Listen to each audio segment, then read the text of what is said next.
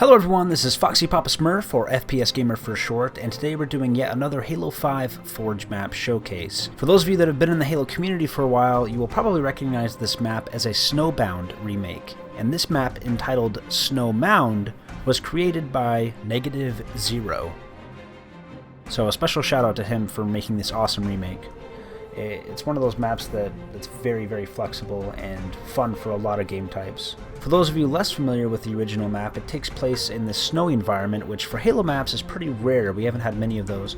Thankfully, now that we have Halo 5's Forge, we can terrain sculpt our own maps on whatever palette we wish. So hopefully we'll see some more ice and snow themed maps in the future. Although not an exact recreation, -0 did his best to recreate the original while making it playable in Halo 5. And I promise in the future we will have a few more original maps, but I couldn't turn this one down.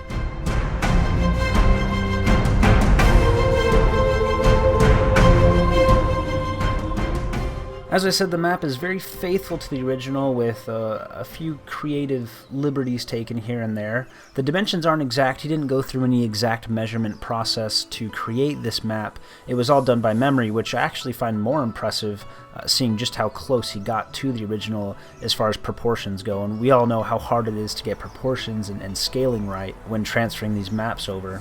All of your landmark positions and power areas are still there. It plays very, very similar to the original. Obviously, there's a few differences that occur naturally whenever you recreate a map in Halo 5, but for the most part, it's really seamless, and if you've played the original map before, this is going to feel like an old friend, because Snowbound, I'm not sure why, but it's never seen a recreation in any of the Halo games after Halo 3. So I'm very excited to see it make its way into Halo 5 in the form of a Forge map.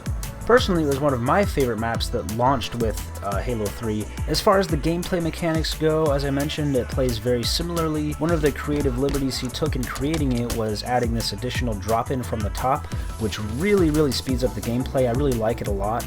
The vehicles as a whole are now a lot more powerful. The Ghost, it was just too powerful, especially on an open map such as this. The original map had these guardian towers that would shoot players that tried to escape from the map as a form of natural boundary to keep players contained. Now it's just kill boundaries or invisible walls, so this was really, really cool back in the day, and unfortunately he wasn't able to recreate that due to the limitations in Forge, and I know there aren't very many, but this was something that he was not able to recreate. But there is a soft kill boundary that is marked by these little pillars that surround the map, and they are also for the most part to scale, giving you the same amount of real estate around the exterior of the map as the original did. A very iconic part of this map was looking out into the distance and seeing the snowy horizon go on for seemingly forever, and he did a very, very good job of emulating that in this iteration of the map. Obviously it doesn't go on forever, but he had enough pieces left over after creating the map to just line up very large sheets of ice. Another thing he decided to add to the map were these orange shields that actually really come in handy when playing objective-based games. And the snow effect on the map is actually very, very convincing. We've seen this before, and there's a few ways to do this, but I find this one in particular very, very effective. He also changed the orientation of these pillars. Originally they were in front of the bases, where the orange shields are now. He decided to move those to the side to give a little bit more cover to the sides of the base. The tunnel that goes underneath the map was a very, very iconic part of the original, and that too has made its way in here. A few changes added to it, but for the most part untouched. The shotgun was very effective in Halo 3, and if you've played Halo 5 in any close quarters area, you know the shotgun is equally as effective, if not more so, in Halo 5. The beam rifle makes its way back into the map as really the pinnacle power weapon that you can find here. In combination with the active camouflage, the sniper can prove to be very lethal. There are an array of other weapons that aren't quite power weapons, but are still very effective in Halo 5 to kind of augment the power weapons that are scattered throughout, just to make things a little bit more balanced. The color scheme as well has received a bit of an update while still maintaining that metallic feel of the original. And all in all, we found this map very, very enjoyable. It's one of those few maps that can be played almost as a 1v1 and can go up to very, very large teams of even 6-on-6 or possibly more if you get rid of the battle rifles. Thank you guys for watching, I really appreciate it. Don't forget to give it a like, comment, subscribe, and share. If you'd like a copy of this map, you can find it in my bookmarks if you have me as a friend on Xbox Live. Please sit back and enjoy a game of Capture the Flag that we had during playtesting, and I'll catch you guys next time. Capture the flag.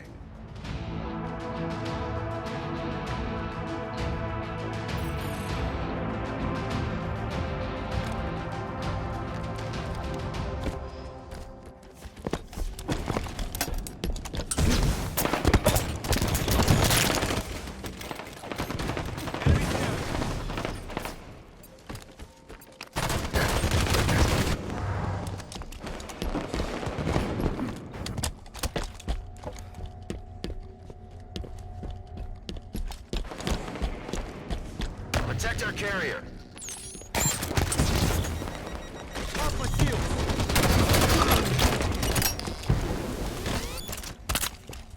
Taking fire.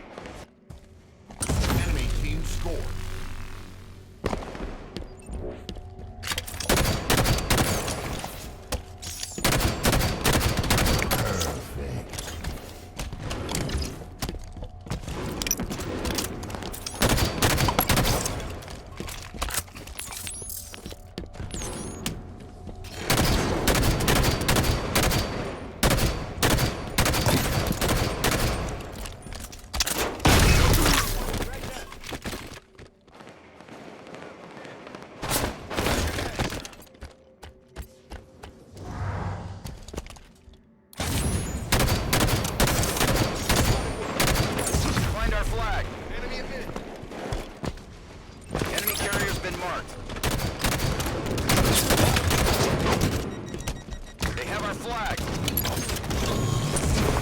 Carrier.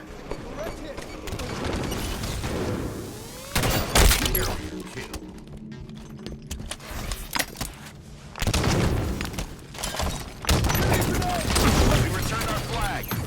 They have our flag. The enemy flag has been returned. Enemy I need backup. Red nest.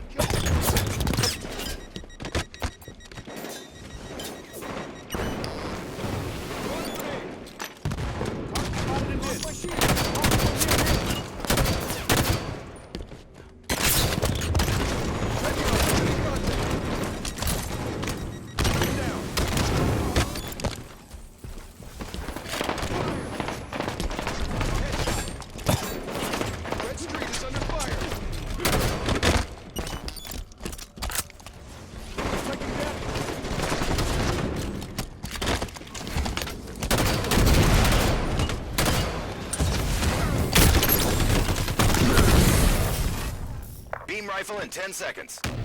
Protect your carrier. The enemy flag has been returned. Beam rifle ready.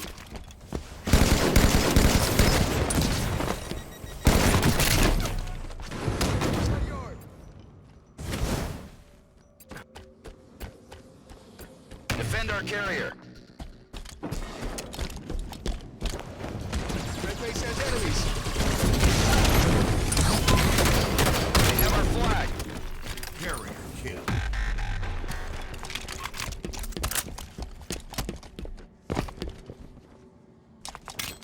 Our flag's back at base. Enemies return their flag.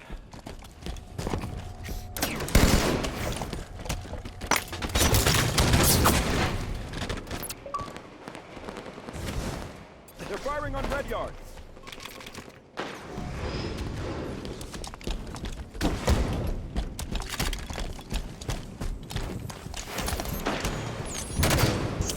Headshot, grab cover.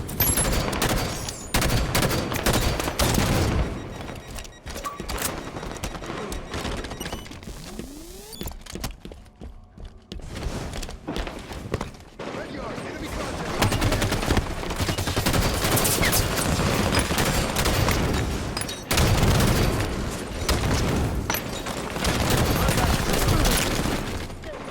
Find our flag. Target at bottom in.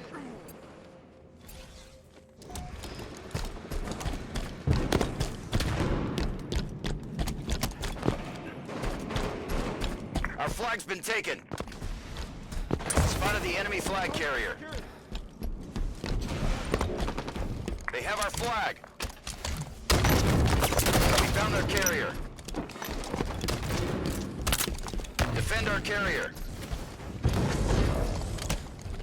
We found their carrier. Our flag's been taken.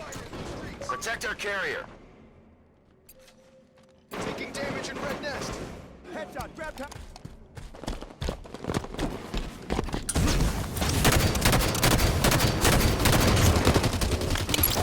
Taking fire in mid. Protect our carrier.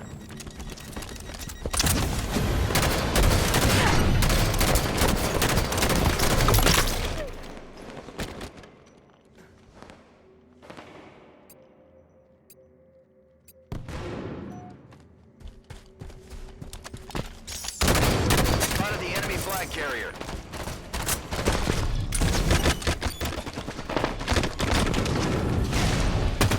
The enemy flag has been returned. Game over.